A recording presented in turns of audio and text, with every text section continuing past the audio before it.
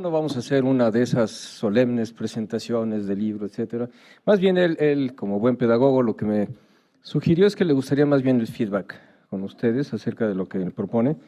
Este muy interesante libro, Prácticas Pedagógicas en la Enseñanza del Derecho, ya es uno de los autores. También está Stefan Acuña Aguirre, Cristian Camilo Quiñones Grueso, Michael Steven Reyes Barreto y Gemel Stephanie Daza Pérez. De manera muy breve diré que es un muy interesante trabajo. Dentro de lo que pretendemos en las jornadas, en nuestros eventos de metodología de la investigación, resulta bastante adecuado, bastante contextualizado dentro de uno de los dos objetivos que tenemos. Unos tienen que ver con presentación de ponencias, ustedes recordarán la convocatoria, que es el espacio para presentar reflexiones de experiencias personales, reflexiones documentadas, a veces son especie de teoría documentada en trabajo documental nada más, investigación de textos, pero la otra parte tiene que ver con reportes de proyectos de investigación, es decir, cosas que ya se han hecho, que han implicado diseño de investigación, protocolo de investigación, fases, llevarlo a buen fin, evaluarlo, etcétera, y de eso trata este libro. Hay un antecedente de él y le agradezco mucho la mención que hace en la página 20, su primer libro, Prácticas Pedagógicas en la Enseñanza del Derecho Penal, Experiencias Constructivistas para la Transformación de la Cultura Jurídica y la Innovación en el Aula en Clases, que él refiere, se presentó por primera vez en el Congreso de Metodología de la Investigación y Enseñanza del Derecho en 2016, aquí en nuestro entorno. Nos da mucho gusto que se haya presentado el primero de una trilogía de libros. Este es el segundo de esa trilogía. Y bueno, les diré que a manera muy sintética, para que él nos exponga más bien lo que buscó en su libro y incite el feedback como buen pedagogo, pues toca varias cosas. Primero es la contextualización de cómo se encuentran nuestros estudiantes actualmente, que ya estudian y aprenden de una manera diferente, está bajo su concepto del acto educativo, que están acostumbrados a integrar información multimedia de distintas clases, videos, cortos, además de los textos, etcétera, y que él maneja de manera muy interesante como una propuesta de integración de información de distintas clases para que el propio alumno se convierta en el constructor de su propio conocimiento. Hace una diferencia también entre prácticas presenciales, prácticas no presenciales, habla de la cultura transmedia. Toca un punto también muy interesante que tiene que ver con los mock trials, con la manera en la que se pueden implementar, y ellos de hecho han implementado estos simulacros de juicio para desarrollar las distintas competencias y habilidades cognitivas de los estudiantes. Tiene una parte muy interesante donde habla de la enseñanza basada en problemas, hace referencia a los antecedentes, explica cómo es que ellos lo implementaron, cuáles son las distintas etapas que hay que seguir para poderlos desarrollar. Y también, por si fuera poco, algo que es poco frecuente encontrar en nuestro medio, cómo preparar a debatir, por ejemplo, en un congreso, y hace alusión a un entrenamiento, a la manera de cómo se puede hacer en el Parlamento inglés. Es un libro muy interesante en el cual, como ustedes podrán ver, no solamente habla de sus experiencias personales, no es solamente un trabajo de carácter documental teórico, sino que es una narración de distintas experiencias que ellos realizaron en prácticas utilizando distintas estrategias didácticas. Pues sin más, felicitarlo por este esfuerzo. Creo que podemos sacar mucho provecho de eso en nuestra red, probablemente sea modelo para varios de los esfuerzos comunes que podemos realizar. Y sin más, le cedo la palabra a nuestro querido Estanislao, que forma parte ya de nuestra red y del grupo de protocolo conjunto. Estanislao, por favor. Enrique, muchísimas gracias. Muy buenas noches para todos y todas las personas que nos acompañan en esta noche. Yo, básicamente, como lo decía el doctor Cáceres, quiero hacer una presentación, digamos, muy rápida y generar una serie de preguntas o de disparadores para que entremos en un pequeño diálogo entre ustedes y el suscrito. Antes de ello, yo quisiera decir que efectivamente el trabajo que le voy a presentar hace parte de un proyecto de investigación en el que vengo trabajando hace más o menos 4 años. El primer trabajo que se hizo el antecedente de este libro que vamos a presentar hoy es este libro que se llamó Valoración Pedagógica de la Enseñanza del Derecho, una propuesta de aprendizaje activo y colaborativo. Este primer libro resultó ser un texto bastante teórico, en el sentido en que el primer planteamiento que se hizo fue de investigación de cómo se enseña el derecho en Colombia y en América Latina. Sin embargo, se extendió un poco más allá para identificar cómo se enseñaba el derecho normalmente en la tradición continental, pero también en la tradición europea y en la tradición anglosajona. Una vez observé esto, encontré los problemas que ustedes ya han debatido acá, ¿cierto? O sea, aquí ya se ha diagnosticado, ya todos sabemos cuáles son los problemas de la enseñanza. Pero cuando yo encontré eso y que todos lo sabemos, yo decía, ¿cuál es el punto de quiebre o cuál es el valor agregado después de identificar en la teoría y en la metodología de investigación un problema que todos conocemos? ¿Qué significa enseñar? Y ahí fue donde vino el planteamiento pedagógico. ¿Cómo concibo yo la pedagogía? Como una práctica, ¿cierto? Y como una reflexión sobre la práctica de enseñar. El pedagogo es el que hace una reflexión permanente de la forma como enseña, quien evalúa y se autoevalúa constantemente de la forma como enseña y transforma esa forma de enseñar. Ese es un pedagogo. Teniendo en cuenta ello, entonces planteé una pedagogía a partir de la concepción del acto educativo. Yo recuerdo que la primera ocasión que estuve en este congreso, que además estaba muy feliz de estar por primera vez acá, yo planteaba la concepción del acto educativo como un acto complejo. Cuando los profesores en derecho enseñan, normalmente informan o entregan su conocimiento o lo transmiten casi que en una concepción tradicional de comunicación. Pero yo observé que casi ninguno nos preguntábamos por qué significa enseñar, qué significa el acto educativo. Cuando yo planteé lo primero, teóricamente, traté de teorizar qué significaba enseñar, encontré que el acto educativo es un acto complejo. Hay sistemas simples, sistemas compuestos y sistemas complejos. Y los sistemas complejos no es porque tengan muchas cosas o porque sean una dificultad, sino porque a partir de sistemas complejos se pueden encontrar diversas explicaciones de un hecho, siendo todas ellas válidas o verdaderas en un contexto determinado, ¿cierto? Entonces ya no se puede hablar de una verdad absoluta, sino que pueden haber diferentes formas de aproximarse a una realidad compleja. El acto educativo es eso, un acto complejo, porque allí se da no solamente comunicación en el buen sentido de la acción comunicativa, se da diálogo, en el buen sentido del concepto dialógico, se da una acción ética, porque transformar, enseñar es un acto de ética, ¿sí? Implica también forjar un ethos profesional en el estudiante, pero también es una acción política y es una acción crítica. Sin embargo, a medida que he ido desarrollando la investigación he encontrado que hay más cosas que implementan el acto educativo complejo. Entre ellos, hoy en día, en una sociedad que es una sociedad mediática, es una sociedad de la comunicación, es una sociedad globalizada, una sociedad de la información y una sociedad del conocimiento, donde toda la información está a la mano y al alcance de todos, ese acto educativo se ve transformado. Yo recuerdo en los años 70, 80, y a mí me formaron en una concepción que ustedes ya lo han planteado, y es donde el profesor sabía lo que iba a enseñar y se lo transmitía a los estudiantes. Y como decía Freire en alguno de sus textos, era una educación bancaria. El profesor depositaba conocimiento y lo retiraba a final de mes, con todo lo que implica depositar dinero en un banco, ¿no? Que le descuentan una cantidad de cosas y al final le devuelven muy poco. Esa educación bancaria habría que evaluarla a la luz de una concepción como el acto educativo complejo. Cuando el profesor expresa lo que sabe, se lo da a los estudiantes, ellos copian y después repiten lo que dijo el profesor, ¿realmente hay comunicación? ¿Realmente hay diálogo? ¿Realmente se está transmitiendo una forma de ser como profesional? ¿Realmente se está forjando un ethos profesional? ¿Se está proyectando o se está reproduciendo acríticamente una realidad social? ¿Un sentido de dominio? ¿Cierto? Una relación de poder que existe de por sí. Todo eso me llevó a decir, bueno, si ya tenemos que hay un acto educativo, que enseñar no solamente es hablar y decir, sino que implica todo esto, el reto que se planteó es ¿qué debo hacer para transformar el acto educativo? Y surge algo que se llama prácticas pedagógicas. Yo recuerdo que en el año 2016 hicimos un planteamiento con el doctor Enrique Cáceres y él nos invitaba a que hiciéramos grupos de trabajo en la red de pedagogía y de enseñanza del derecho, y allí surgió un grupo que iba a plantear unas prácticas pedagógicas.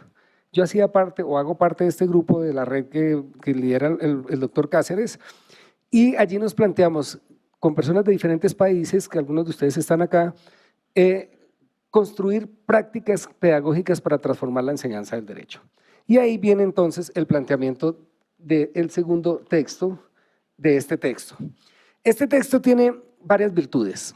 La primera y más importante de todas es que está escrito en trabajo colaborativo con mis estudiantes. Yo soy un convencido que desde el punto de vista ético, uno como docente, y esto es una práctica que desafortunadamente se da en algunas universidades o algunos profesores lo hacen, que lo de los estudiantes no es bueno si no lleva el nombre del profesor. ¿Qué quiere decir? Que muchos se apropian del trabajo de los estudiantes y le ponen su nombre para que tenga algún valor. Yo le dije a mis estudiantes ustedes van a ser parte de nuestro grupo de investigación, pero lo que ustedes produzcan es de ustedes. Y empezamos un trabajo de aproximadamente un año. ¿Qué hicimos? Hicimos entre los 5 una lluvia de ideas de qué prácticas pedagógicas podríamos hacer para transformar la enseñanza del derecho, superando lo que habíamos hecho en el primer libro. Y aquí surgieron algunas propuestas. En este trabajo participó Estefan Acuña Aguirre, que es un doctor en educación de la Universidad de Salamanca, colega mío y compañero de la universidad, pero Cristian Camilo Quiñones, Michael Steven y Yemel Stephanie son estudiantes míos de pregrado. ¿Y qué hicimos con ellos? Dijimos, primero vamos a identificar prácticas pedagógicas. Segundo, vamos a saber qué son esas prácticas pedagógicas, dónde se formularon, cómo se implementaron. Con base en lo que se ha hecho, es decir, en el estado del arte de cada práctica pedagógica, vamos a formular nuestra propia práctica pedagógica y con base en ella vamos a aplicarlas en nuestro curso. Y una vez aplicado en nuestro curso, algo que es muy importante en la práctica pedagógica es evaluar cómo se desarrolló y hacer una evaluación de mejoramiento continuo, de tal manera que la práctica pedagógica no sea solamente diseñar prácticas pedagógicas para preparar en competencias, para preparar en otro tipo de virtudes o de competencias en los estudiantes, sino que el trabajo del docente, como lo decía al principio, como es un trabajo pedagógico, implica que el docente evalúe esas prácticas en un mejoramiento continuo. Aquí voy a hablar básicamente de 3. Una, hay profesores en mi facultad que le prohibieron a los estudiantes usar el celular, ¿cierto? Porque el celular es un distractor, porque con el celular no prestan atención, no escuchan lo que yo estoy diciendo, yo que tengo el conocimiento. Yo a mis estudiantes les dije, todos van a traer computador y celular, pero además vamos a incorporar la enseñanza de todo lo que estamos haciendo al computador y al celular. Y hicimos del acto educativo también un acto de educación transmedia. ¿Qué significaba la educación transmedia? Hoy en día lo transmediático implica que el estudiante o las personas no solamente consumimos producción, sino que nosotros también producimos. No somos solamente consumidores, sino que somos prosumidores en el sentido de que producimos contenido mediático y contenido transmediático.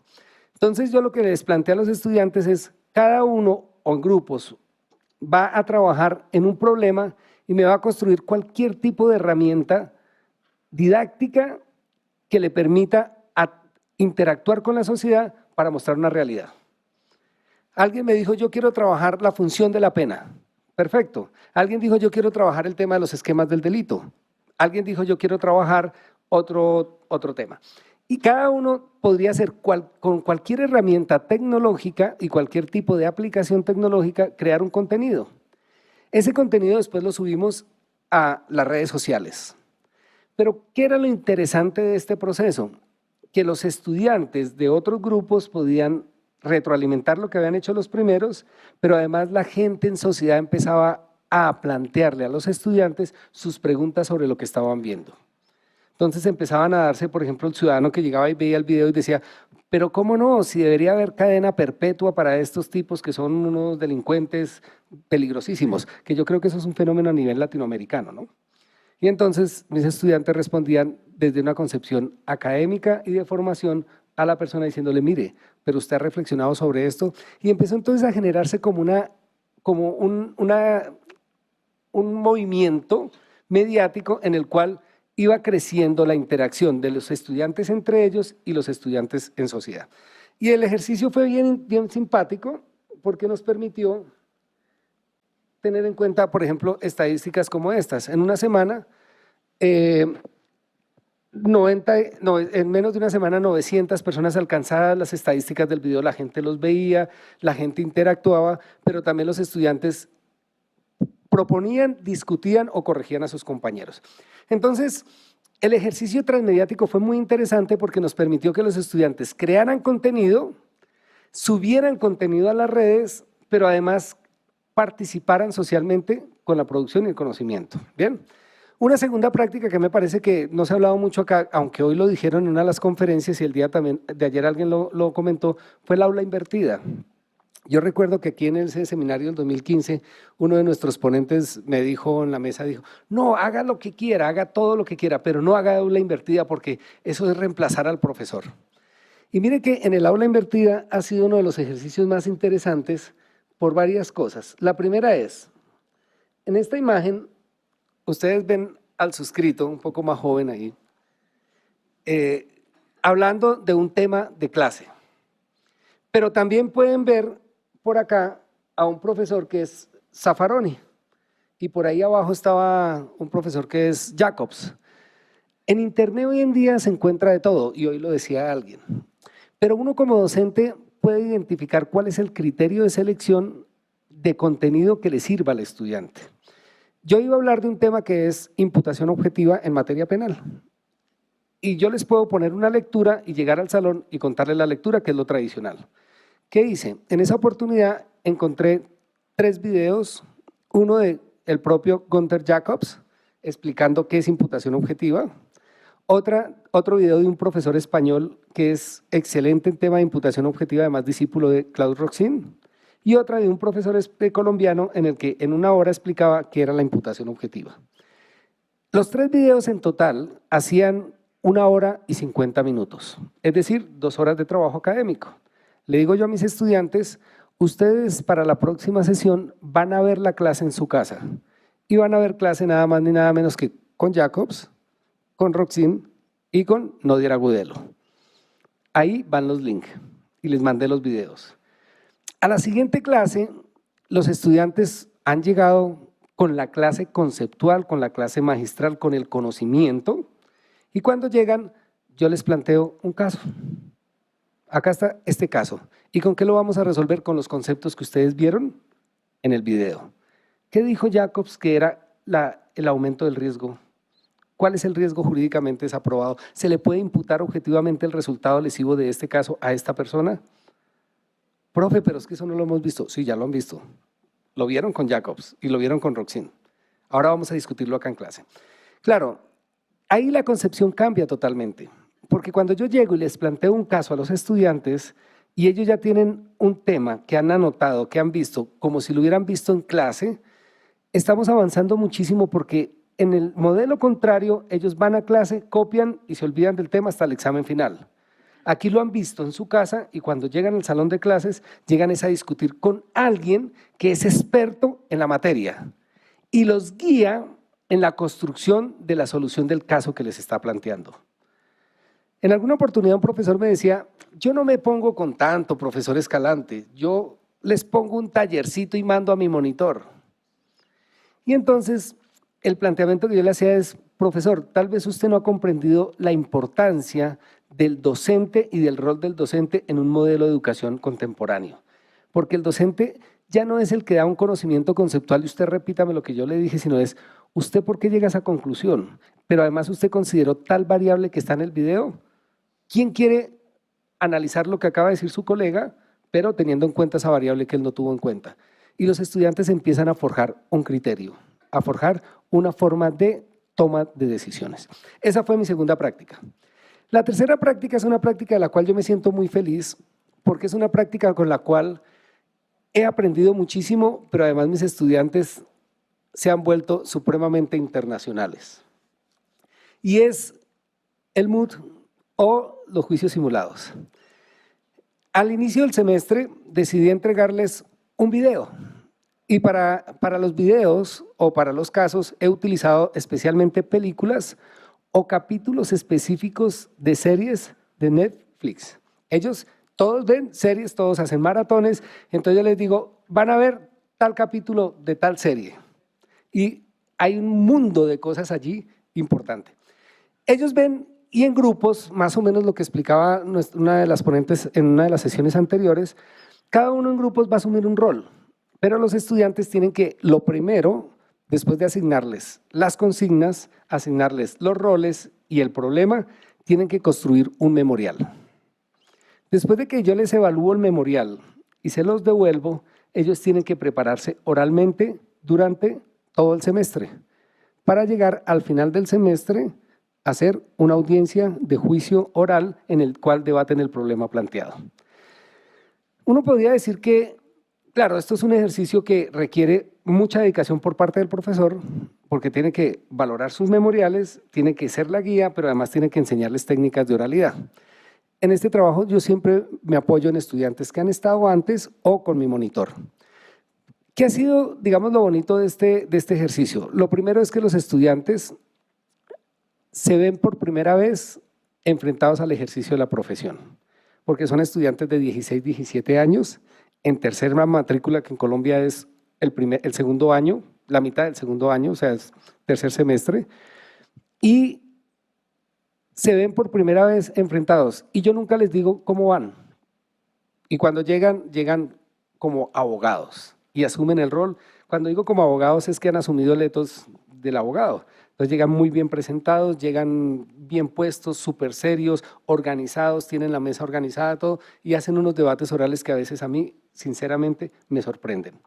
Y a veces yo digo, bueno, y yo les llevo un juez de verdad a que haga la audiencia. Cuando ellos ven que el que va a ser el juez no es ni el monitor ni el profesor, sino que es alguien que todos los días en los juicios está resolviendo casos y llega con toga al salón y les dice, buenos días, por favor se ponen de pie, inicia y ellos quedan inmediatamente, pero se preparan de tal manera que asumen el rol. Y yo digo que me siento muy orgulloso de ello porque yo fui el entrenador de los estudiantes de la Facultad de Derecho de la Universidad Nacional en los últimos 2 años en el concurso de la Corte Penal Internacional en La Haya, para el concurso de juicios simulados en la Corte Penal. Y los he llevado ya 3 equipos, de los cuales 3 equipos, el 50% han sido estudiantes míos que cuando estuvieron en tercero pasaron por estas actividades y asumieron eso como una forma de actuar. Un ejercicio como ese que implica que los estudiantes tienen que investigar dogmática, tienen que investigar o iniciar su proceso de escritura académica y tercero, tienen que prepararse en oralidad. Es un ejercicio, una práctica compleja que nos permite investigar, preparar, estructurar documentos y comunicarlos adecuadamente. Y el último, que es un poco una propuesta ya de uno de mis estudiantes que dice, profe, yo quisiera plantear el debate del Parlamento inglés. ¿Cómo se debate un tema en el Parlamento inglés? ¿Cuáles son las reglas del Parlamento inglés? Y hagamos el ejercicio. Y los estudiantes se vuelven expertos en valoración argumentativa, porque empiezan a detectar fácilmente falacias, vacíos en la argumentación y empiezan a debatir y a contraargumentar. Entonces, han sido estas 4 prácticas pedagógicas las que quería comentarles rápidamente. Como se dan cuenta, a mí me apasiona el tema, entonces podría quedarme hablando aquí hasta medianoche, pero en virtud de la hora y de los derechos fundamentales de todos nosotros, quisiera como por ahora dejar así en punta para escucharlos un poco a ustedes y que entremos en un diálogo de pregunta y respuesta que nos podría ayudar a comprender un poco más. Yo sé que esto que les he contado pues es muy poco, pero es un abrebocas. Quería comentarles y le decía yo al doctor Enrique Cáceres que a mí lo que me interesa en este ejercicio es más promover la construcción de prácticas pedagógicas reflexivas y por ello le proponía yo al doctor Cáceres lo siguiente. El primer libro y el segundo libro se lo voy a enviar en medio digital para que sean subidos a la red. Pero además, el Centro de Estudios de Enseñanza y Aprendizaje del Derecho, el CEAD, va a publicar las dos versiones en medio digital. Entonces, ustedes van a tener acceso a esos dos libros de manera totalmente gratuita, porque lo que me interesa es que entremos en un diálogo, ¿no? Y pues eso sería por el momento mi intervención.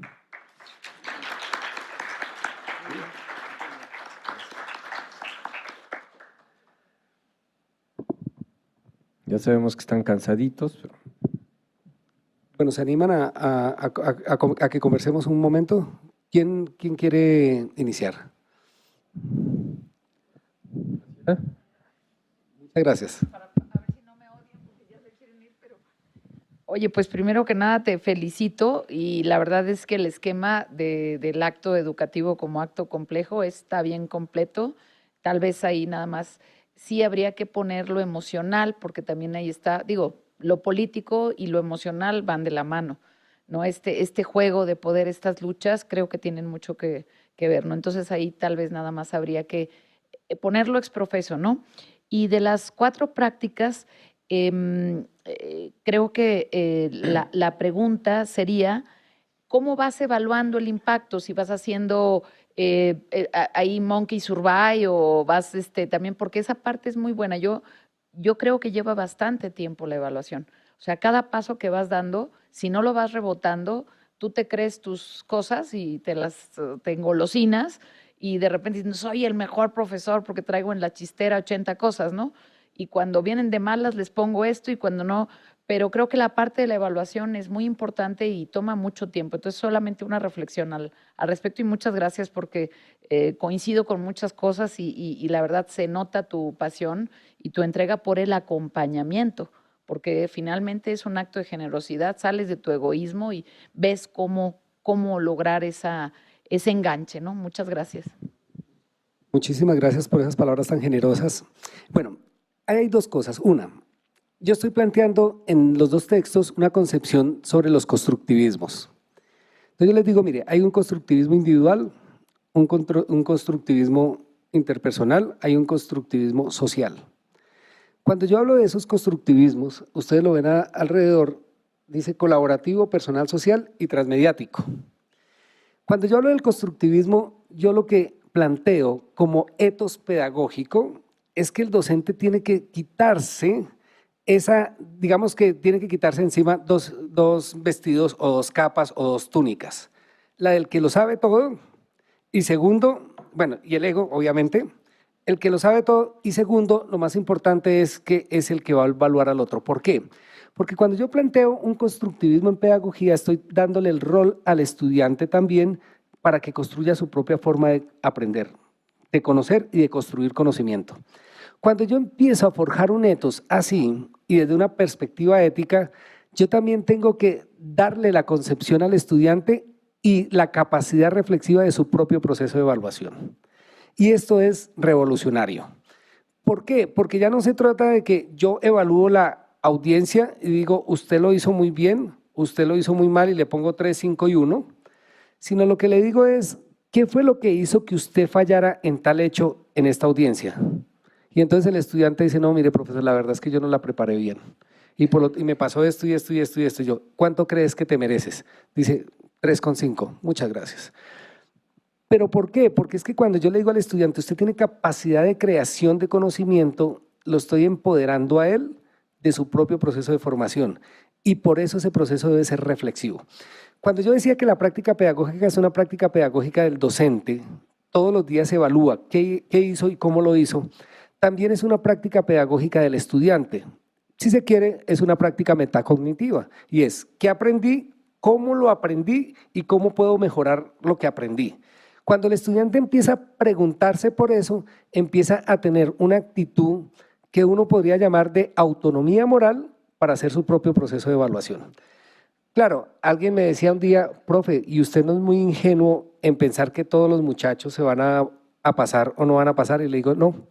Porque cuando yo estoy haciendo seguimiento de sus trabajos, yo les digo, mira, ese video que hiciste, fíjate que te dieron mucho palo tus compañeros en Facebook. Yo creo que tienes que mejorarlo. Si no lo mejoras, tu calificación va a ser 2 o 1,5 o 1, tú verás. el estudiante se esfuerza y dice, profe, mire, hice un video mejor y lo hacen. Entonces ellos empiezan a tener una concepción distinta de la evaluación. Ya no es, acá está mi trabajo, dígame qué tan bueno estuve, sino es, mire, yo creo que hice esto, lo hice así, así, así, así. Y cuando entra en ese diálogo o cuando él entra en diálogo con sus compañeros, empieza a tener una actitud crítica de su propio trabajo. Y yo creo que eso nos hace falta mucho a los abogados y a nuestros estudiantes. Entonces yo creo que el camino es por eso, una revolución de evaluar de manera distinta. Si yo digo que se cambia el paradigma de enseñanza, también tengo que cambiar el paradigma de evaluación. Lo felicito primero que todo porque coincidimos con muchos temas que me apasionan igualmente. En cuanto a la evaluación, la rúbrica, o sea, pues respeto lo que acaba de decir, pero estamos en universidades públicas donde tenemos estudiantes bastante quisquillosos, podríamos decir así, que en un momento dado puede ser que sí, usted les diga, bueno, ¿cuánto se merece? Y el estudiante diga 3.5, pero no se sabe después cómo lo maneje y venga. Entonces, en mi caso manejo una rúbrica, ¿sí? Con ella les evalúo la simulación de audiencias. Entonces, no sé qué opina al respecto. Eso me permite profundizar en lo siguiente. La práctica pedagógica implica una práctica docente y esa práctica docente específica implica una forma de evaluación. No quiere decir que todo sea autoevaluación o que todo sea autoevaluable. No, cada práctica pedagógica va a tener su forma de evaluación. Así, por ejemplo, hay prácticas pedagógicas que se evalúan con la solución de un caso. Los leo y se los devuelvo calificados. Pero hay otras prácticas pedagógicas donde el estudiante se desempeña y en su desempeño se puede autoevaluar. Pero no quiere decir que todo sea igual. Pero me haces acordar de algo que comentabas tú y que comentaba la colega de la Universidad en Santa Marta, y es la visita a la cárcel. Como yo hablo de un constructivismo social, el estudiante no solamente aprende trabajando el hombre más con lo que está a su alrededor, ni trabajando con otros, sino también aprende en sociedad. Cuando yo llevo a los estudiantes a la cárcel, cuando llegan les planteo lo siguiente, y es, ustedes me van a hacer una reflexión sobre las funciones de la pena, pero me van a hacer un escrito de 3 o 4 páginas. Acá está la rúbrica de lo que debe tener un buen ensayo. Usted le puede apuntar al malo, al medio, al regular, al bueno o al excelente, o al aprendiz, al intermedio o al experto. Mire usted en su rúbrica cómo lo va a hacer y qué es lo que va a proyectar, pero yo quiero que ustedes desde su reflexión propia y de la práctica que hicieron me escriban ensayos, y ustedes no se imaginan la calidad de los ensayos que escriben los estudiantes después de ir a hablar con alguien en la cárcel y reformular la concepción que tienen, por ejemplo, de la justicia penal. Y ellos empiezan a escribir. Claro, yo después de que voy a evaluar, yo les digo voy a mirar 2 aspectos, la forma, la estructura y lo que usted dijo.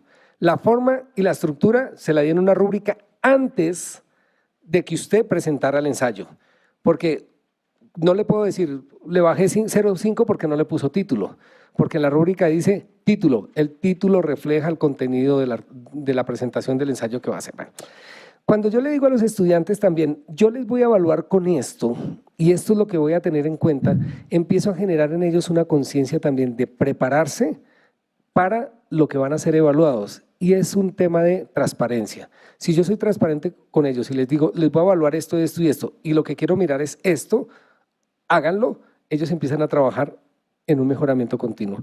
Y eso me permite decirte, claro, no todas las prácticas pedagógicas las evaluamos así de autoevaluación. Por ejemplo, la jueza cuando va a la audiencia da su veredicto y dice quién gana la audiencia, y ese equipo todo tiene 5. ¿Sí? Lo cual no quiere decir que el otro tenga 4.5 y el otro 4 y el otro 3.5, no. Pero quien gana la audiencia tiene 5. Los demás se evalúan de una manera distinta. Entonces, fíjate que alguien hablaba hoy de la investigación y se decía, es que el método de investigación, o digo yo, el método de investigación se corresponde con el problema. La naturaleza del método la da es el problema. La naturaleza de la evaluación la da la práctica pedagógica que yo implemente. ¿Bien? Bueno, una pregunta. Advierto que los estudiantes al ser señalados por sus iguales, o no señalados, sino que identifiquen sus áreas de oportunidad a través de sus iguales, les genera una seguridad misma que es reforzada por el tercero, en este caso el juez, que es quien decide o da el fallo final. en su experiencia, ¿qué beneficios representa para el estudiante ya en la práctica? Porque la realidad es superada por la ficción. Bien. Hay dos cosas. Una, realmente a mí me sorprende ver la baja calidad de las audiencias públicas en América Latina. Ustedes hasta ahora han entrado al sistema y están empezando a trabajar en ello. Pero en América Latina la calidad de las audiencias es pésima. Los fiscales no se preparan bien para las audiencias, dado el alto trabajo que tienen, y los abogados, sobre todo los defensores públicos, también tienen muchas audiencias y por lo tanto hacen audiencias pésimas porque se enteran del caso y actúan en el instante. Yo lo que he visto es que los estudiantes adquieren por lo menos 3 competencias que para mí son claves en el ejercicio de la profesión cuando hablamos de oralidad. La primera es que saben que tienen que prepararse y para prepararse bien deben investigar, deben leer. Entonces, primer elemento, el conocimiento. Entonces el estudiante empieza a preocuparse por el caso, por averiguar cómo resuelvo el caso y cómo lo han resuelto otros, que es como yo voy a planteárselo al juez. Entonces primero aprenden a estructurar su conocimiento. Yo les digo, nunca escriban, nunca hablen y nunca desarrollen una idea comunicativamente si no tienen una estructura. ¿Cuál es su estructura? Y su finalidad, ¿cuál es su fin con lo que va a comunicar? Entonces los estudiantes aprenden a estructurar un discurso. Segundo, los estudiantes con este tipo de ejercicios aprenden a comunicarse oralmente de manera distinta. La profesora en su presentación muy bien nos contaba cómo los estudiantes empiezan a preocuparse por comunicar adecuadamente lo que saben o lo que investigan y empiezan a hablar mejor, empiezan a articular, empiezan a proyectarse comunicativamente y eso les sirve mucho porque inclusive en sus relaciones interpersonales los estudiantes me lo han dicho, adquieren seguridad. Y tercero, empiezan a escribir con un sentido de creación de conocimiento. ¿Qué quiere decir eso? Cuando un estudiante dice, voy a pensar lo siguiente, ¿qué es el dolo? ¿Y qué es el dolo eventual? Cuando el estudiante sabe qué es el dolo directo, qué es el dolo de segundo grado y qué es el dolo eventual, y va y se lo recita al profesor, ha hecho muy poco. Pero cuando el estudiante dice, mire, cuando ella le dio muerte a su esposo con el veneno, actuó con dolo directo de primer grado. ¿Por qué? Porque para el dolo directo de primer grado se necesita conocimiento y voluntad. Y ella sabía que al echarle esa sustancia al agua, lo iba a matar. Y se lo dio en la fecha sabiendo que él se lo iba a tomar con esas pastas. Por lo tanto, como ustedes se dieron cuenta en el hecho, hubo conocimiento y voluntad. Entonces los estudiantes empiezan en una competencia que me parece clave para los buenos abogados, es interpretar los hechos frente a la dogmática del delito. Y eso es algo que no todos saben, porque muchos saben con mucha teoría del delito y poco conocimiento de valoración de la realidad. Alguien decía hoy que una cosa es la academia y otra cosa es lo que se dice en la academia y otra es la realidad. Les digo, no, la realidad es una sola, porque la realidad existe. Lo que cambia es la percepción que tenemos de la realidad, pero la realidad es una sola. ¿Qué pasa con los estudiantes? Cuando el estudiante va y evalúa los hechos y los encaja en la dogmática, empieza a hacer un ejercicio de construcción de conocimiento. ¿Por qué? Porque él está dando respuesta a un problema concreto a partir de lo que ya sabe. Y eso es conocimiento nuevo. Una última pregunta, por favor. Sí, gracias, buenas noches. Pues en primer lugar poderlo felicitar por lo que implica pues esta obra que seguramente será de mucha utilidad. En mi caso, pues yo tengo la experiencia de haber implementado el ABP para materias de Derecho Procesal Civil y Derecho Procesal Mercantil, y algunas de las experiencias que usted comenta, pues obviamente identifico también a mis alumnos que a veces hasta entran en crisis, porque se cuestionan mucho qué tanto aprendieron y comprendieron todo lo de derecho sustantivo cuando se tienen que enfrentar hacia una contraparte en este tipo de ejercicios.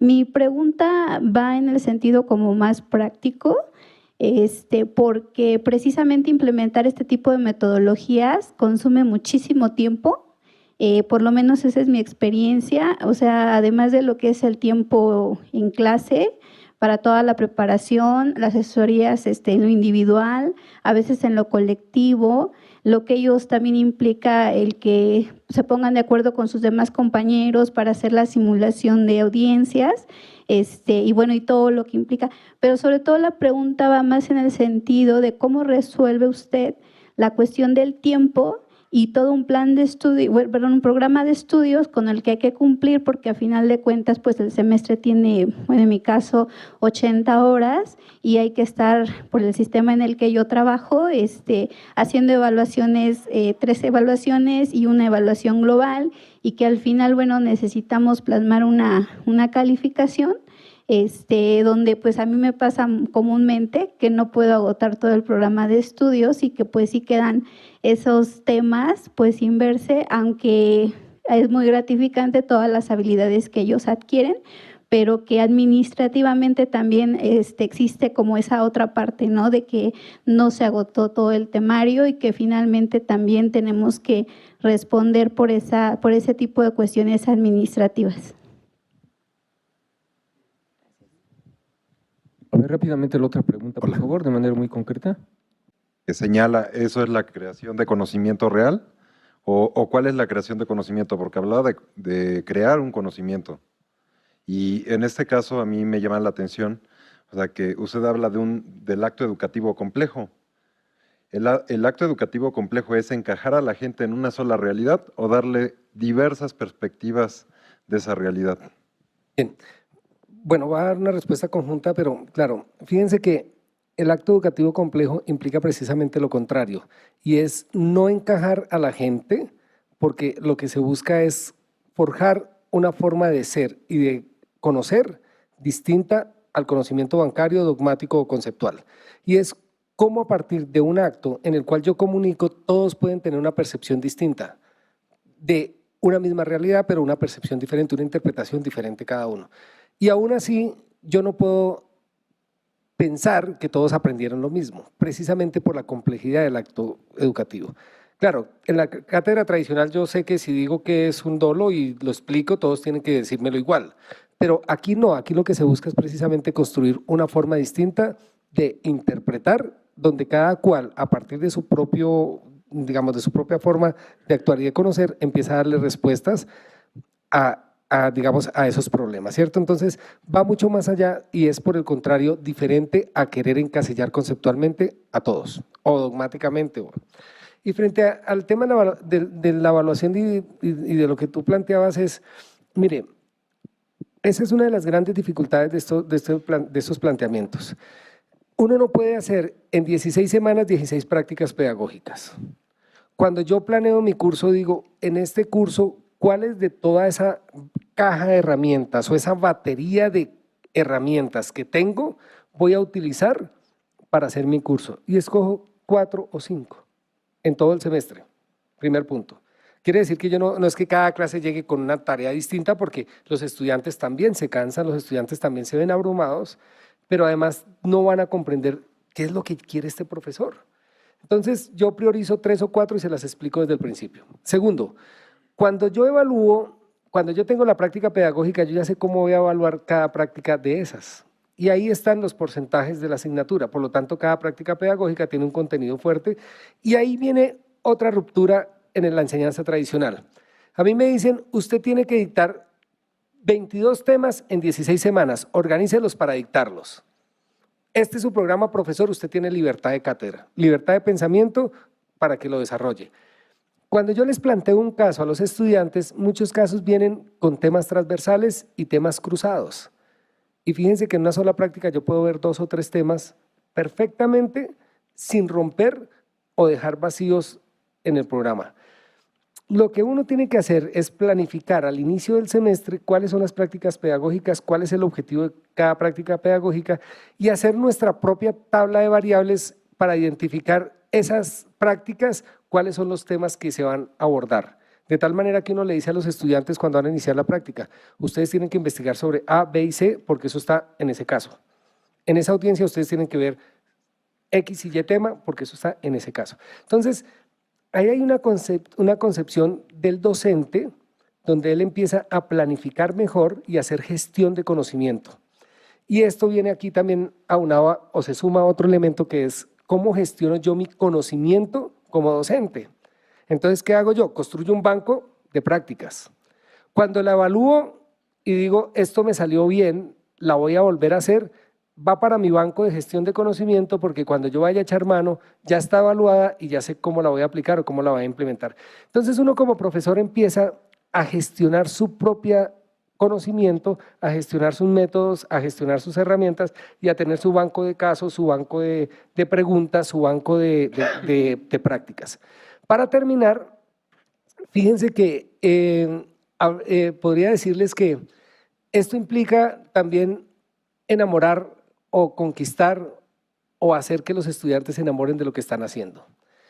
Y créanme que yo tengo estudiantes que al siguiente semestre me dicen, profe, yo quiero participar en su curso para que me deje ayudarle a mis compañeros nuevos a hacer la práctica porque a mí me gustó. Entonces, por ejemplo, hay unos que les gustó muchísimo la audiencia, entonces dicen, a mí me gustaría ayudarles a los nuevos, a los que entran a este nuevo curso, a resolver el caso y el tema de oralidad. Y aquí viene otra enseñanza de este modelo pedagógico y es, o no digamos modelo, de esta práctica pedagógica o esta concepción pedagógica mejor. Y es que nunca, así uno dicte el mismo tema, nunca el tema va a ser igual. Claro, yo recuerdo que había profesores en mi facultad que llevaban unas fichitas, profesor Cáceres, y que las cuidaban y que todos los años iban y las seguían tal cual. Y uno decía, ¿cómo es posible que en 8 años no ha cambiado las fichitas? Y las mantenían y dictaban exactamente lo mismo. Y si alguien perdía la materia, podría ir y sentarse y repasar sus apuntes y eran exactamente iguales. Con estas prácticas, con esta concepción pedagógica, ninguna clase es igual. Si yo dicto todo lo eventual a un grupo, se lo dicto diferente al otro grupo. ¿Por qué? Porque hace parte del etos como docente y la construcción de conocimiento en un contexto específico. Yo creo que hasta ahí sería mi intervención. Muchas gracias.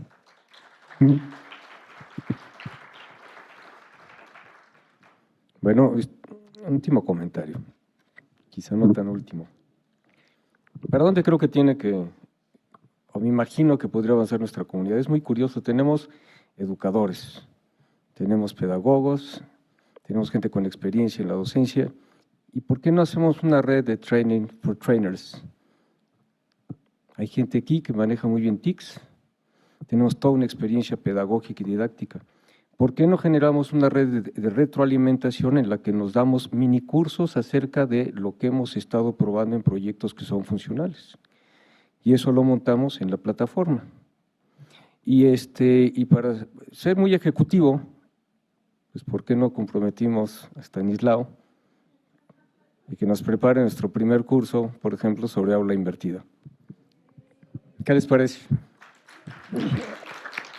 Él ha dado muestras realmente de ser ejecutivo. Hace un año en la pequeña red de protocolo compartido hablamos de qué podemos hacer en prácticas pedagógicas y aquí está el resultado. O sea, tenemos un profesor muy ejecutivo, muy comprometido y es una cosa muy interesante involucrar a los alumnos. Uno se sorprende de lo que pueden hacer los alumnos con respecto a nuestros otros colegas. Yo en alguna ocasión tuve una experiencia semejante preparándolos en materia de epistemología y presentaron en las jornadas de filosofía del derecho, donde estaba Larry Dowden, donde estaba Orión Vargas, donde estaban académicos de primer nivel y presentaron ahí estupendamente. Todo es cuestión de impulsarlos para que ellos renueven. Es más fácil contar con ellos. Entonces, bueno, ya quedó un compromiso de Stanislao de prepararnos un curso en línea para aula invertida, porque veo que es relativamente fácil para probarlo. Y creo que nos va a dar resultados en otras cosas que ya platicaremos en la sesión de mañana. Muchísimas gracias, Stanislao, por tu entusiasmo y por aceptar el desafío.